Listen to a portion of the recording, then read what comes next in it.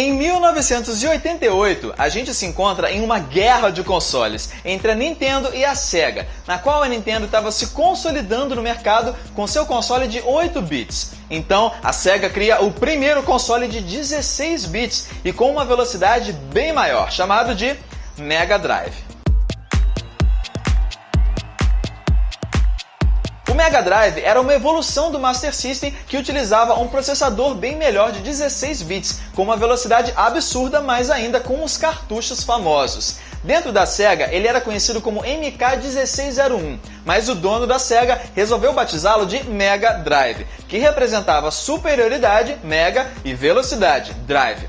Ele foi lançado em 29 de outubro de 1988 no Japão, com um console preto, controles anatômicos com inicialmente 3 botões, indo para 6 botões futuramente, e com capacidade gráfica e sonora compatíveis aos dos arcades da época. Porém, ele teve um lançamento morno, vendendo apenas 400 mil unidades no ano. Então ficava a pergunta: como seriam as vendas do Mega Drive na América? Or get Genesis by Sega. We bring the arcade experience home. O console chegou na América com o nome de Genesis, já que o nome Mega Drive estava patenteado. A Sega veio com uma estratégia de marketing investindo em propagandas, revistas, rádio e também na televisão, mostrando o quanto um videogame de 16 bits era bem melhor que um videogame de apenas 8 bits, e criou uma coletânea de games com figuras bem conhecidas do esporte e da música, como por exemplo, James Buster Douglas Knockout Boxing, Joe Montana Football e Michael Jackson's Moonwalker.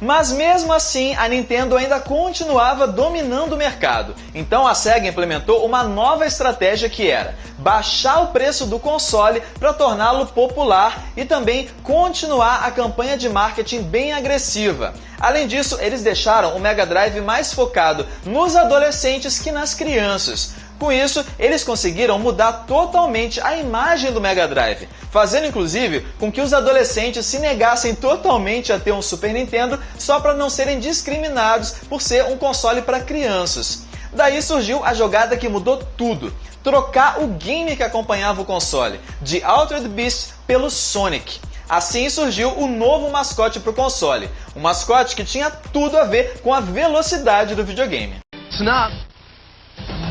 Sonic 2 is here, with 10 levels and a fresh new half-pipe. A casino zone, his new buddy Tails, and blast processing, which makes him faster than ever. With awesome new graphics, the new split screen lets 2 play, and a spin dash that can be startling. I love doing that. New Sonic 2 for Sega Genesis and Game Gear, each sold separately. A primeira aparição do Ouriço Azul não foi no seu próprio jogo. Antes disso, ele apareceu em um game de corrida para arcade, chamado Red Mobile, também da Sega. O mascote não passava de um chaveirinho pendurado no espelho retrovisor do carro. Meses depois, aquele chaveiro ressurge como o grande mascote da Sega. A sua cor azul foi escolhida para combinar com a cor da logo da Sega. Já os seus sapatos foram inspirados nos sapatos que o Michael Jackson usava para dançar na época do seu álbum Bad. E a cor vermelha do sapato foi inspirada na cor da roupa do Papai Noel, para dar um contraste ao azul do personagem. Já sua personalidade cheia de atitude foi inspirada em Bill Clinton, que na época aparecia bastante na TV, resolvendo todos os problemas dos Estados Unidos. Danita Stokes, president of HAG. It's bad enough that Sega Genesis has the most 16-bit games, but this new Sonic the Hedgehog, oh, he really does my doilies. They say he's incredibly fast. Well, what's the hurry, mister? And about his attitude. Smarty pants! Why can't it be more like that nice boy Mario? Oh! Little brat! Sonic the Hedgehog, now included when you buy a Genesis system.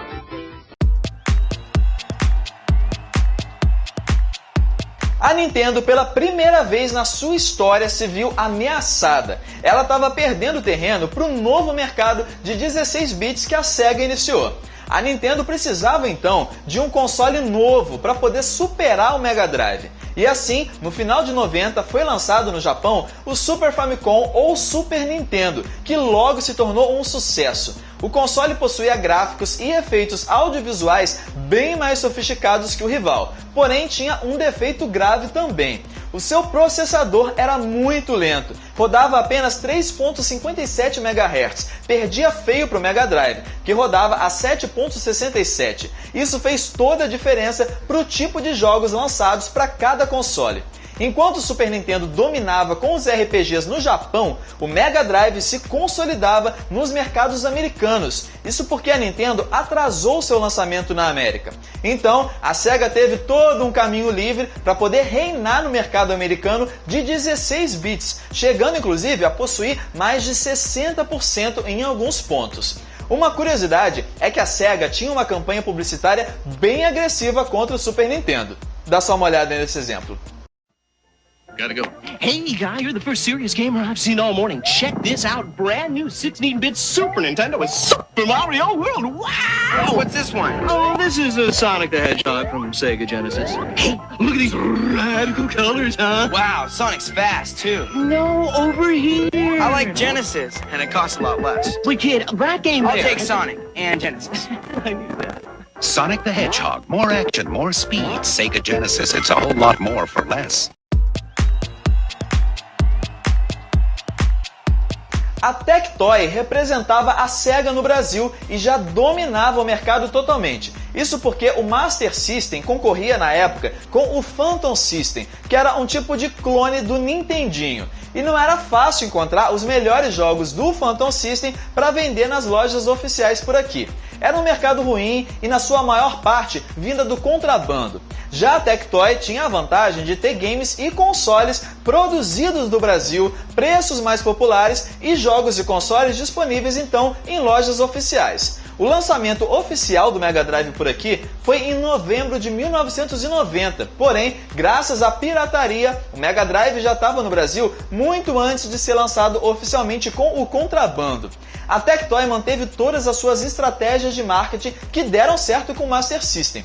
Eles investiam em revistas de games e também em comerciais de televisão.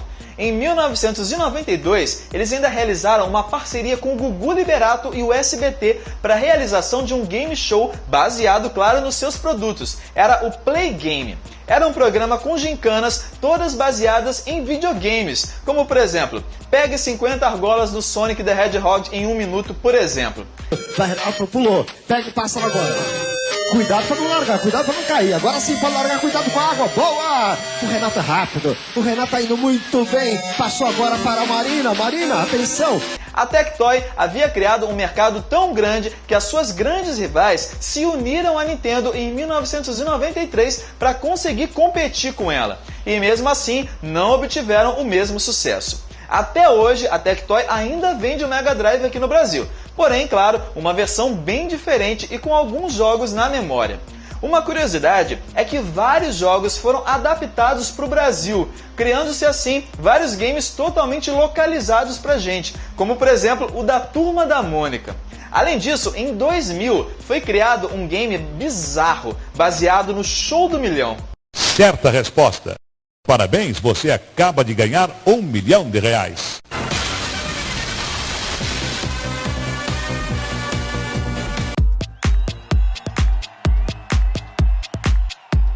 Após o lançamento do Super Nintendo, a presença da Sega continuava tão inabalada que as empresas que antes fabricavam jogos exclusivos para o console da Nintendo viraram a casaca e começaram a fabricar também para o Sega Genesis, sem contar, claro, os jogos exclusivos da Sega, como por exemplo Sonic the Hedgehog, Streets of Rage 2, Altered Beast, Phantasy Star 4, Golden Axe 2 e Sonic & Knuckles.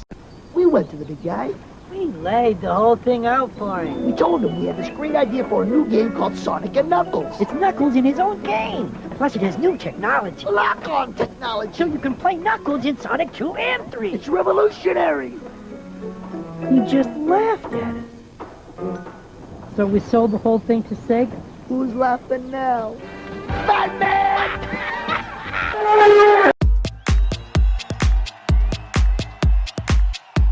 Além dos jogos, também tiveram os acessórios. O mais famoso é o Mega CD ou Sega CD. Na década de 90, a tecnologia da utilização dos discos compactos era ainda uma novidade. A Sega foi então novamente uma das pioneiras. Tratava-se de um console acessório que não funcionava sozinho, precisando ser acoplado ao Mega Drive, funcionando então como uma espécie de unidade de disco. Com isso, era ampliada a capacidade de armazenamento, adicionando som com qualidade de CD e também mais poder de processamento ao console, permitindo jogos ainda mais rápidos e melhores gráficos. Em 1993, o console é relançado num novo modelo. Dessa vez ficava acoplado na lateral do Mega Drive 2, através de um conector que se encaixava no Sega CD.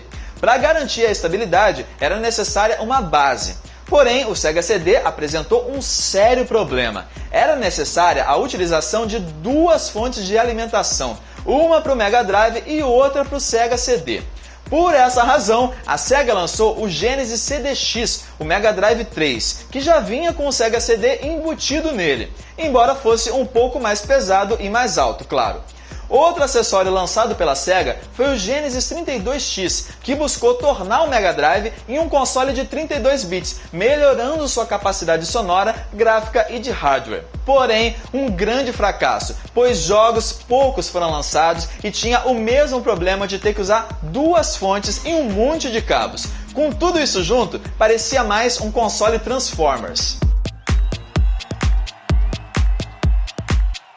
Então, em 1994, é lançado o Sega Saturno, um console de 32 bits, simples, de uma fonte só e sem um monte de cabos. Foi um sucesso absurdo no Japão. Então, o dono da Sega resolveu cancelar o Mega Drive, o Mega CD, o 32X e tudo mais que tinha e concentrar esforços na máquina que estava fazendo dinheiro, que era o Saturno. Foi uma ótima decisão para o Japão, porém foi horrível para o mercado americano. Isso porque a Sega americana foi deixada sem peças de reposição durante vários meses. Somado a isso, o lançamento adiantado do Saturno nos Estados Unidos e os poucos jogos disponíveis no lançamento levaram a Sega americana a uma posição muito desconfortável no mercado.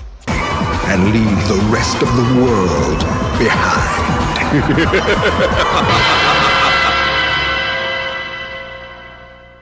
E esse foi um resumo da história do Mega Drive, um console que marcou a época, sendo um dos pontos altos da Sega e da indústria dos videogames como um todo, e um dos mais vendidos no Brasil. Se você curtiu o vídeo, não esquece de dar joinha e adicionar os favoritos para ajudar na divulgação, beleza? Deu bastante trabalho. E não deixa de se inscrever para não perder os próximos vídeos aqui do meu canal, beleza? Até a próxima e tchau!